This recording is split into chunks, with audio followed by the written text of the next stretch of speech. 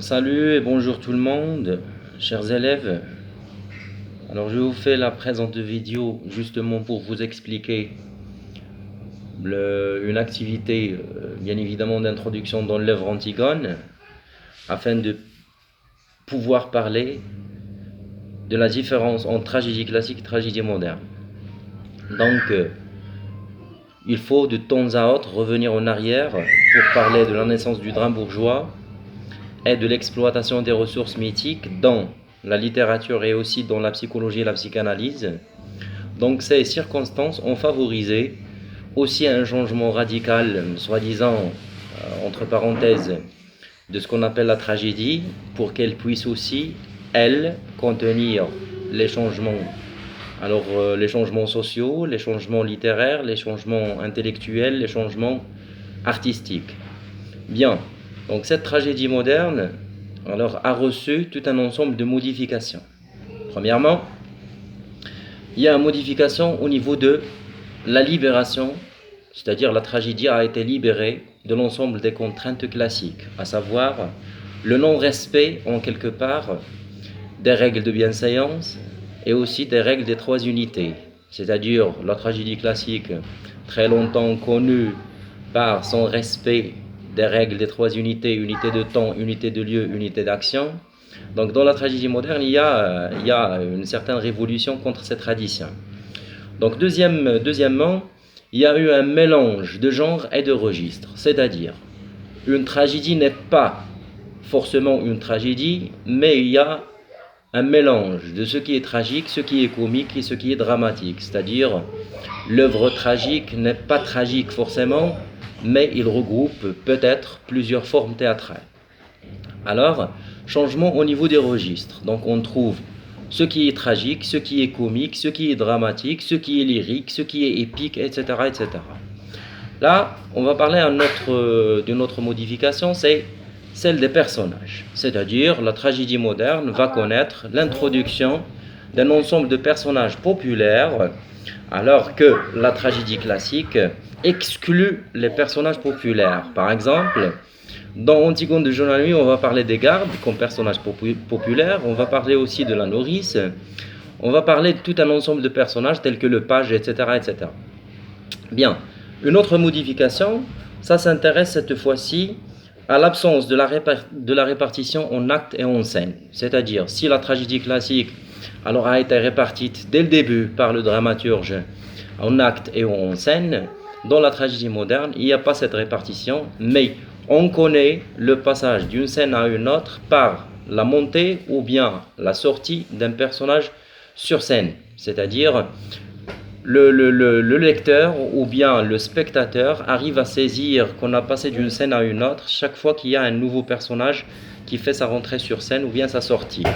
Une autre modification, c'est celle bien évidemment alors du prologue. Donc si le prologue dans la tragédie classique était un simple texte qui se manifeste au niveau de l'écrit, c'est-à-dire un texte à part, dans la tragédie moderne, le prologue est un personnage ayant la fonction de présenter les autres personnages et aussi de nous dévoiler les pistes les plus, soi-disant, comprometteuses alors de l'histoire ou bien de l'action dramatique, à savoir, il représente pour le spectateur un ensemble de pistes ou bien un ensemble d'axes sur lesquels va se focaliser l'action dramatique. Donc, une autre modification, c'est celle du chœur. Si le chœur dans la tragédie classique était un groupe de personnages accompagnés d'instruments musicaux, alors ayant pour fonction de purger les sentiments des spectateurs en attendant que l'action commence, le chœur dans la tragédie moderne aura une autre fonction.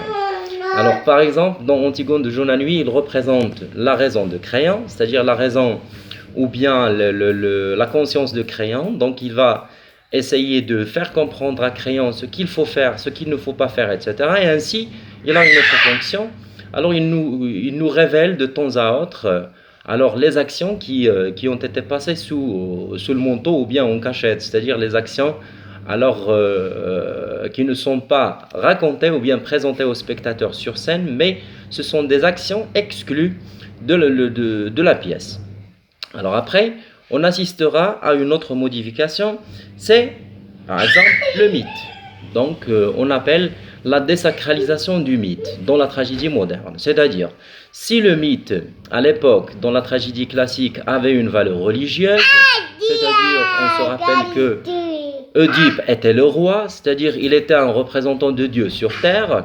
Dans la tragédie moderne, ce n'est pas le cas, c'est-à-dire, le mythe n'a qu'une seule valeur, c'est-à-dire une valeur symbolique. C'est-à-dire, le mythe symbolise quelque chose de la réalité. Par exemple, dans Antigone de Joanna-Nui, Antigone représente la partie révolutionnaire ou bien la partie rebelle, alors que Créon représente le pouvoir. C'est-à-dire, c'est une action dramatique qui se base sur la dualité pouvoir et aussi révolution, ou bien alors le fait d'accepter la réalité et de vivre avec, ou bien le fait de refuser cette réalité en cherchant un idéal alors qu'il ne peut pas arriver. Bien après, une autre modification, c'est que dans la tragédie moderne, on a introduit tout un ensemble d'éléments alors qui sont différents de l'époque de production de l'œuvre. On se rappelle que Antigone a été produite pour la première fois par Sophocle, c'est-à-dire à l'époque où Sophocle a produit Antigone, il n'y avait pas de jeu de cartes.